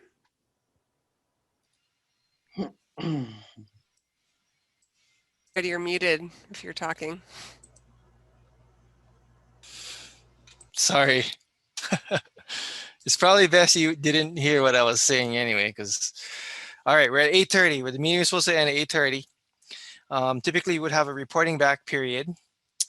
But in this case, we're just going to record all of the notes. We got it all recorded, and then we can get everybody out basically on time. We did have 2 more slides. So we're going to record all the notes, and it's going to get posted to the open house so everybody can see what was said at each of these meetings. So sorry we went over time. That's my fault. And then the only other thing we had was just a reminder to go to the open house for everyone. The contacts we had was Andrew and Melissa. Hopefully you guys already have that from us. And that was it. We made it through the first meeting of round 2 in part 1. Just want to Were the say thank slides, you. sorry, were the slides just, I didn't see the slides with that information just now. No, they weren't up. So Oh, okay. I have them up on my other screen, but Okay. okay. Here's the reminder for the virtual open house. There's the website address. Hopefully you guys all have that. Still going to be open through April 30th. So 1 more month, taking comments and working with you guys on that. And then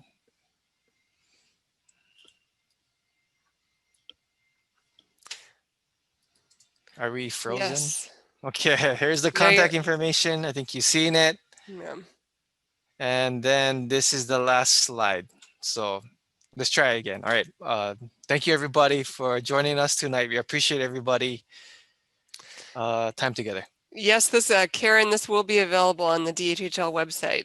So we'll be posting the videos and the meeting summary. So Mahalo. it'll be the same website that you went to click to get to this meeting. Correct. Correct. Okay, everybody, be safe and good night. Thanks, everybody. Hello. See you later, Scott. Thanks, everyone. Aloha. Aloha. Aloha. Then in any given island, because that is the whole ball of wax, 5% for all of the islands. That's not very good. Mm-hmm. It doesn't look good at all. Again, I know it's about funding, being able to finance all of this, to do what is necessary to get Hawaiians on the land. But 20 years from now, the only thing that's going to stop Hawaiians from making that list any larger than it is the quantum of blood. It's really what's going to stop. There's going to come a point where there won't be any 50%ers anymore. Exactly. So we're going to be stalemated at trying to get the ones that are on the list for the next 20 years onto the land. Right. And that is not cool. Not cool for anyone. Especially now, you have to wait till you're about 60 or 70 years old to get a home, if you're lucky. Yeah. So should we be looking at different housing types or different ways that we can be living in other areas, like maybe up Mauka in conservation areas? Maybe, how do we get into the other 95% of the lands, right? It's a different kind of, yeah. So are we looking at different kind of housing? I think it has a lot to do with zoning. I think it has a lot to revamp or relook at the zoning of those lands that can become residential for those people that are waiting. And this is exactly the opportunity now that we have, right? We're actually coming up with our zoning, so on. Yeah. Let me change this slide just so you can kind of feed into that conversation, because these are kind of the generalized, right, types of areas. We're not looking at the zoning, but actually like the characteristics of the area. Think about the resources that are in these areas, and should we build housing in all of these areas as the main priority? if it's not possible, are there other activities that, in a different sense, connect Hawaiians to the land, get Hawaiians on the land? If I like agree with living you. elsewhere, agree you know.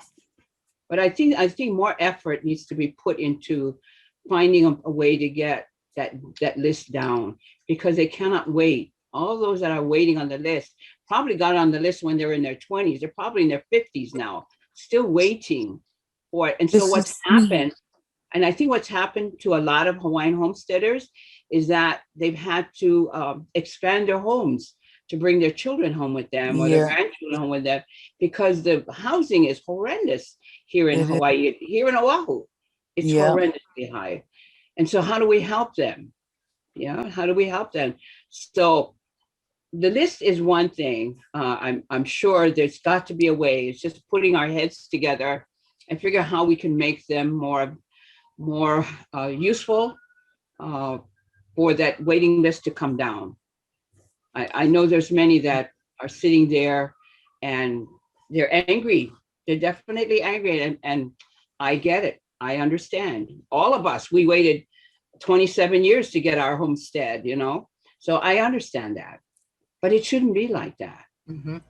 It shouldn't be like that. But I guess you've heard it all. I'm sure you've heard it all. But that's my mana'o on that, and I appreciate having spoken on it. Yeah, thank you for speaking on it. Thank you. And I just want to give everyone, we have a little limited time, so I want to give everyone a chance to talk if you haven't already before we get kicked out of this thing. So I don't know if anyone who hasn't talked want to share. Well, this is Jojo again. Does anybody else before me, since I had my turn? But it kind of sounds like when I was young, that the kupuna before me had this conversation once upon a time. Mm-hmm. And Hawaiian homes allowed the people to get leases where there was no infrastructure. Okay. Mm-hmm. Remember those things? And then the next thing was the housing. Mm-hmm. And then the people went to look for Habitat for Humanities. Yeah. And, that kind of programs. Because trying to make a loan, like how that lady just said, is expensive. So if you can build a house with your paycheck to paycheck, you give little bit. That's how we started in Kauai High. We had no infrastructure, we had no water, we had nothing. And Hawaiian homes say you cannot go up to the lands to take a look. Everything was no. But look, we're here today. So I'm kind of like regressing and remembering what my kupuna and that generation look for the people now to address the wait lists, like how we're doing. Again, this is a rerun for people like me. So we should go back and review what the kupuna did, because they knew what they was talking about. We here today, we get the water today, but a lot of it has been held up, with bureaucracy and whatnot, but we got around that and we on the land, and now we got to look for our children and our grandchildren, and those numbers are more than what had when I was young. Exactly. And so I think maybe now is the time that the department kind of set some time apart for us to be able to come up with these ideas. I mean, to put it down in words, nice words, but I don't know if it's going to address what we think could work, because it worked before. How come you cannot work now?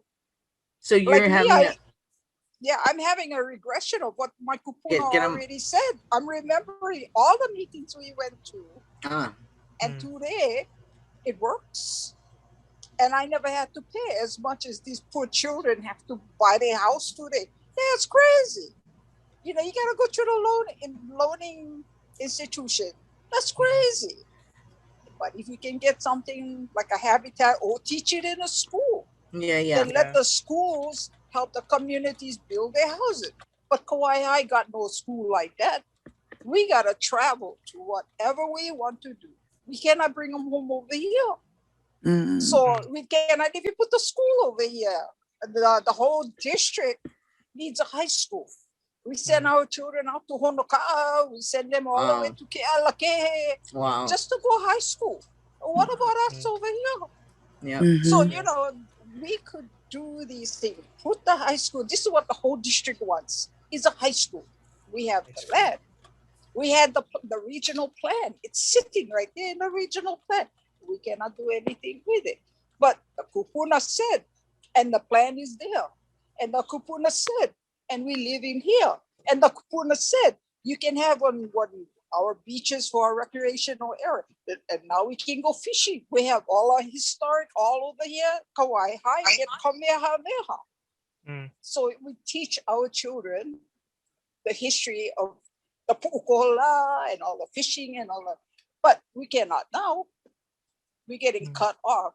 But to address what that lady was saying in Waimanalo, you know, we need some help. We need some help from the department to say yes instead of saying no. I hear you. Yeah. Thank you. We definitely need to change that 5%. That's not right. That's not right. 5% for all of the lands that is Department of Hawaiian Homelands. That percentage does not speak well of the department. There's got to be. We got to increase it. I know that other gentlemen did talk about the 17%, and I'm thinking, okay, so it's all about study. I think a bunch of this is always, you know, engineers, they got to go study whatever they got to do. But I wouldn't want to be here 20 years from now. We're talking the same thing. Right. And the percentage of Hawaiians on the land is now only 6%. Yeah. That does not make any sense for any of it. Residential. Yeah, kind of here, like just find more ways to get people on the land and kind of reduce those kind of restrictions, and people can figure it out in some way. Unless you grew up, if you grew up as a farmer, pastoral, agriculture, if you grew up that way, that's perfect. But a lot of our children and our grandchildren, they're not that of that generation. They're not. And most of the old folks that were that generation passed it down. But Oahu has none of that for Oahu. We're residential. And I think the biggest list is on Oahu. Yeah. Thank you. Thank you for allowing me to speak. Mahalo for sharing. Yeah, we're going to rejoin the main room. I'm sorry for the folks if you didn't get a chance to speak. I know these meetings are short. We do have other meetings, so come back and we can keep having these conversations. Yeah, and maybe more ideas will pop up as we do. But we're going to go back and listen to what the other groups have to say too, and we'll share back. Thank you. Thank you.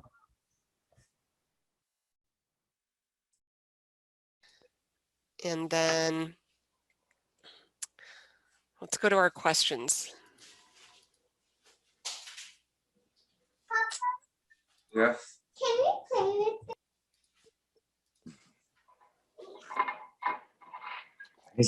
Okay. Can you all see my screen? Well, it's blank right now. Yeah. Oh, is it? Okay, there it is. Okay, there it is. Great. I know a few of you already, so good to see you again. Okay, so let's just jump right in since we don't have a lot of time. Let's see what ideas we can get down.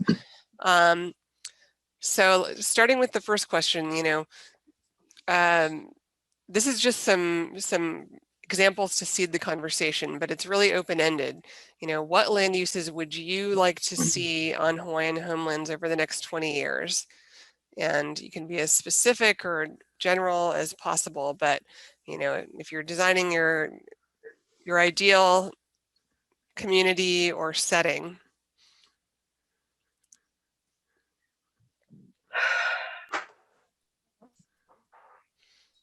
I think we should have all of those available, but it depends on where the land is located, yeah, because some of this stuff may not work, depending on where the land is and its composition.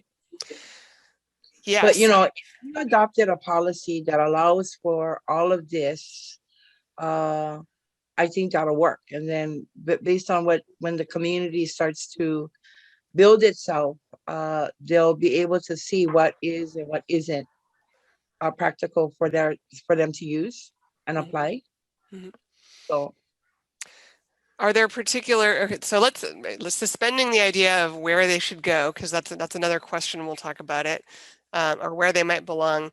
Are there particular types of housing that you would or would not like to see on Hawaiian homelands being developed over the next 20 years? Let's start with that as a talking point.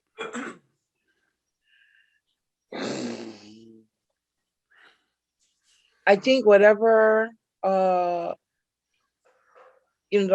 housing development needs to be done based on need and affordability for beneficiaries. Yeah. Well, since Molokai falls underneath Maui County, it doesn't seem feasible, at least for us here. Then you have ranch land that are mostly on the coast. I have a homestead on the north side of Molokai, and back in the day, my grandparents used to go rappel down the cliffs and go fish. But not that we cannot go there. I go there to do spiritual practices there, to oki some negative energies that have been there for I don't know how many generations, and that's part of what I have to do. And nobody else is, at least not too many on Molokai in the zone. There's a lot, but not. We all have our own things going on. So that's where I'm coming from as a native. I would like to see more natural things, because the farming jobs here are hard, period. But if we have co-ops, we have farming communities, but yet we also have a division of local and non-locals, and economy. I mean, our economy, if we had our own, I think if we had our own designation for ourselves, I think we could do better. Because it'd be smaller for them, and Maui wouldn't get everything that we're not getting. So that's my issue, at least for the homeland on Molokai. So you're thinking that the types of land uses on Molokai might be different than what might be appropriate in different places. They're very different. And us and Lanai are in that same va. Mm-hmm. So. Thank you. Well, and that's why I said that some of this stuff may not apply, right, across the board. But I think that if the commission, or if this land use, this general plan allowed for all of these things to be available, then your beneficiary community can now, based on where they live, like Molokai and Lanai, can identify those things that they specifically want to see in their homestead area. Right. Yeah. Mm-hmm. So, one of the primary concerns, I think, for the beneficiary community is in the current process that the department moves forward, we don't really have choices available to us to be able to make these kinds of decisions, right? The lot sizes are static. There are restrictions that may or may not exist from the development side of it. And because there's no expertise available to us in terms of preserving cultural areas or special places, it's difficult to be able to move in a way that allows us to be more holistic in our living. I agree. So you feel like it's kind of it kind of comes already predetermined in a way. Yeah, no choice, really. Yeah, I mean, the department has gotten better over the last few years. I mean, beneficiaries have been more outspoken about certain things like commercial spaces or community spaces.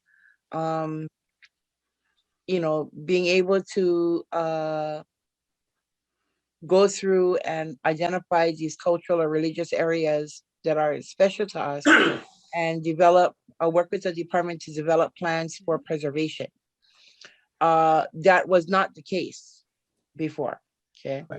So, but I think that, again, you know, if we're looking at this kind of opportunities for beneficiaries to be able to choose how their new community is going to look and what we want to be able to do in there. It makes sense to be able to include as much different types of activities or designations in the area to give us a wider opportunity to choose how we're going to move forward. Okay, this makes total sense to me. I guess what I'm hearing is that, that there needs to be flexibility so that beneficiaries can have a say at the island plan and regional plan type level in what's most appropriate for their community, and that they can have a say in helping plan and design the community. So, okay, that's helpful. We're not going to find a one size fits all list for all the statewide groups. Okay. Well, do you? Yes, Melissa. Yes. Melissa. Yes. If I could. Absolutely. I would agree that the various categories that are up on the screen now, it's important to make an attempt to include all of them, as Blossom points out, because what it does is it provides a choice to the beneficiaries. And what happens is, for example, housing type. It really depends what island you're on. And I say that because when we developed Pu'unani, for example, the mana'o that was driving the manner in which that residential community is currently structured, it's based on input from surveys where, at least for Maui, beneficiaries were, the majority of them wanted residential and turnkey. So in Pu'unani, that is reflected in the amount of turnkey homes that are part of the build out. And then the owner builder homes are also reflected by what the surveys were indicating. So I think it would be appropriate for the department to continue to survey communities on every island and provide them the opportunity of choice by looking at the various categories and aligning their mana'o with what's available that way. And I think it will vary from island to island and region to region within the island. So that's my thoughts. Thank you. My mana'o on this list is very Oahu centric and Kalamai to Maui and Molokai. But for Oahu, the department is constrained in terms of usable land for residential. And when you have these competing land uses for a very finite amount of space, it tends to go to residential primarily. And we're starting to see that in Kapolei. And, for Oahu,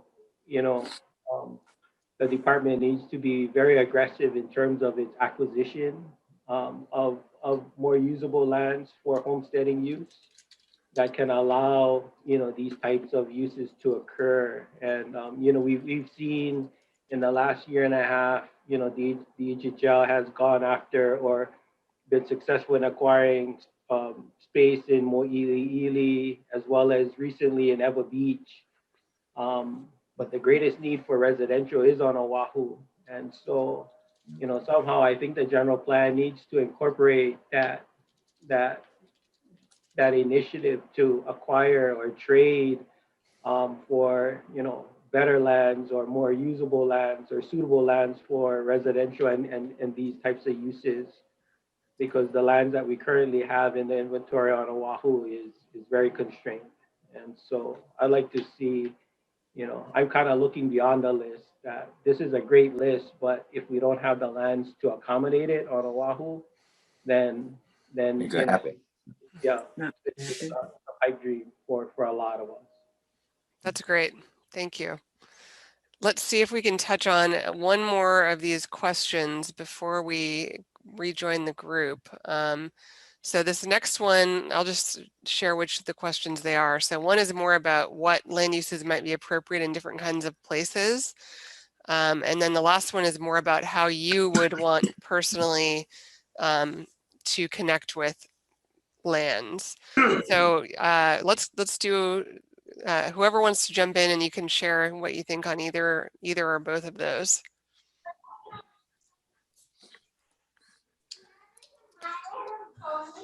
So this one is kind of getting more at, you know, what, especially like some of the things we were talking about with what Julie was saying, that not all areas might be suitable for homesteading, but are there other ways that these areas could be used to, you know, to uplift beneficiary communities or for other types of benefits? Again, I think kind of going back to what Blossom had said earlier, that, you know, a lot of these land uses are dictated by the place. And, you know, I'm calling in from Kapolei, and we're a very suburban area. We're used to that. You know, our lot sizes are 5,000 square feet, whereas you go into some of the country and rural areas on the outer islands, and their lots are quarter acre, three-quarter acre lots. Yeah. And so it's really going to be space dependent, place dependent. You know, what people are amount to. That's going to dictate what type of land uses are appropriate in certain areas.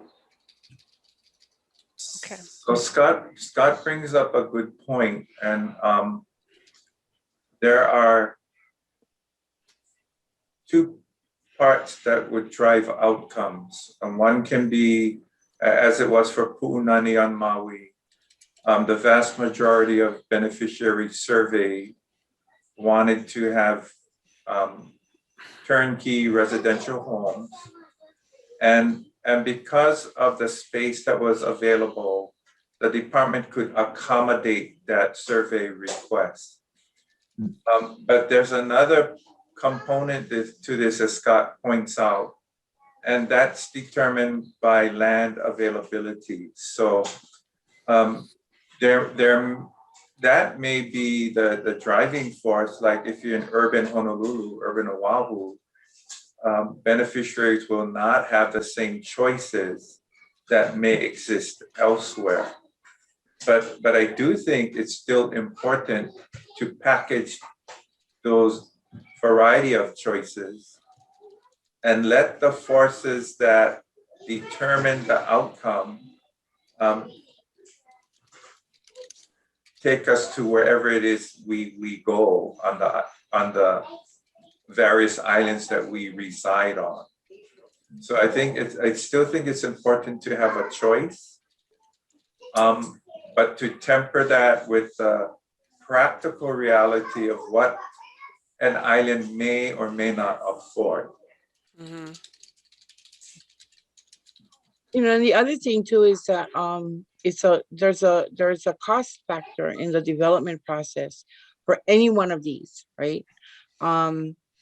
And so while we may want on Maui the half-acre lot or the 1 acre lot, and we want to be able to build a humongous house so we can have all our kids and grandkids come live with us, the reality is that it costs 3 times as much to develop a half-acre lot than it would be a lot in the urban growth area, right? Mm-hmm. So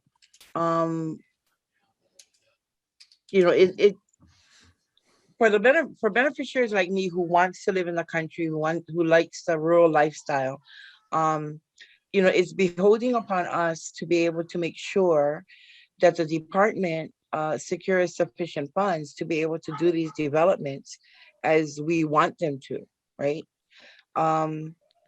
And arguments set aside, the reality is, and Scott knows this very, very well. It's all about the money. Okay. If you don't have the money to be able to do these things, then either you're not going to get what you want or you don't get anything at all. Okay. And that has been the devil in the details on past homestead development, right? It's cheaper to do the residential development versus the ag development versus the pastoral development. It's cheaper to do it on Oahu than it is in Waihuli on Maui. Okay. So well, it's all great that we're talking about all of these wonderful things for the department to do. What I'm hoping, Melissa, is that there's a place in the conversation in this planning process that clearly identifies the kuleana that the beneficiaries need to start carrying when we move forward. Okay, so. Thank you. That's great. We're going to have to close the rooms shortly because we're about at the end of the meeting time. Anyone have any last word to say? We're at 60 seconds out. Any last thoughts? Thank you. Yeah, mahalo. Thank you, everyone. Thank you for Thanks. sharing. And aloha. Aloha. Oh.